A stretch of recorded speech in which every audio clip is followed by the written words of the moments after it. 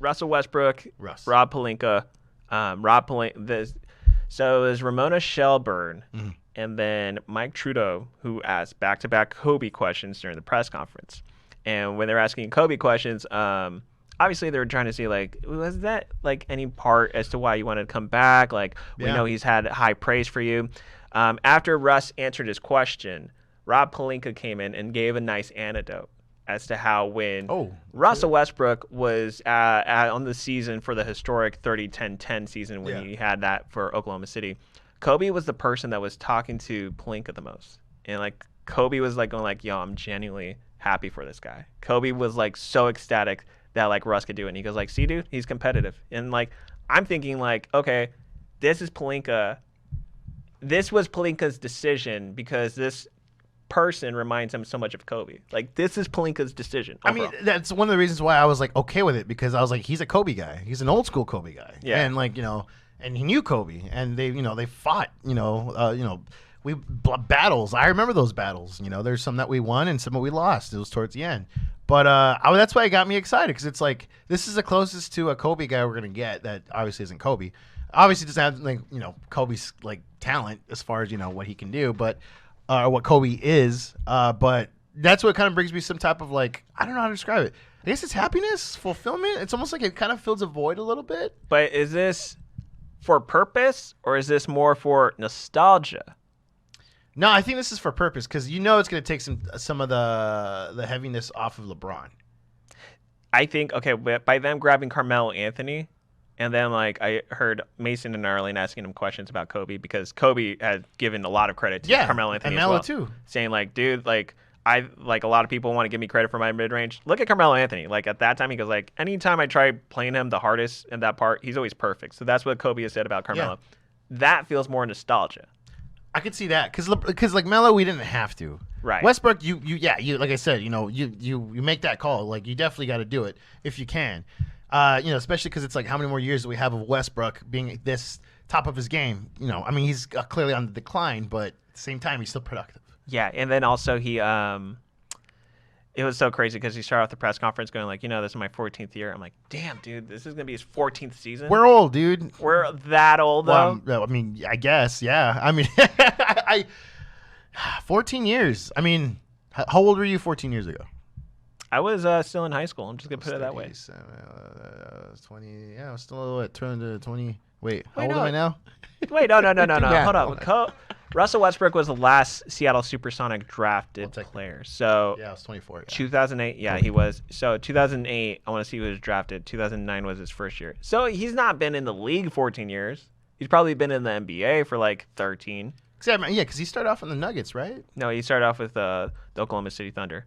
He was the last person. No, I'm sorry. I thought you were talking about Russell Westbrook. Oh, I'm sorry. Okay. No, yeah. No, Carmelo's like just as old as LeBron. Yeah, okay, that's what I was thinking. That's why I was like, wait, what? No, 2003 was when he was a part of that draft class. Yeah, no, I remember that. Yeah, but Westbrook was the last person to be drafted by the Seattle Supersonics. Yeah, Westbrook was selected 4th overall in the 2008 NBA draft by the Seattle Supersonics. So 2009, wow. I think he got his numbers wrong. But anyways, that's the thing. Like, that's how long, even still, Westbrook has been in the league for a dozen years.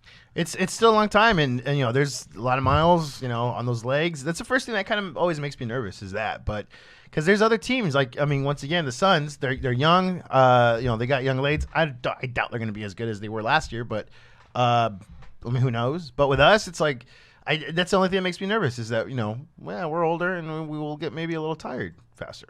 Maybe. I don't know. The team is very deep. I will say that. This team is very deep. Would you say this team's better than the 2020? Yes. Really? For now, because that was another thing that I like. 2020 was like, okay, we have the championship. Mm-hmm. That's locked and loaded. Let's see what we can do this offseason. And so, like, you saw them improve pieces. Yeah, on paper. They thought they made the right moves. And on paper, like you said, it seemed logistic. Like, Marc Gasol, Dennis Schroeder, Montrezl Harrell, like, they all did improvements. That's why they had to let go of Rajon Rondo, like Dwight Howard. And then, needless to say, those were all one-year deals. So, like, if anything happened, you can re-sign those players, again, the next season. And so that's kind of like why we saw Dwight Howard come back, but not really JaVale McGee. Which I kind of want. I wouldn't mind JaVale either, but I mean, I kind of rather have Dwight because I felt Dwight had.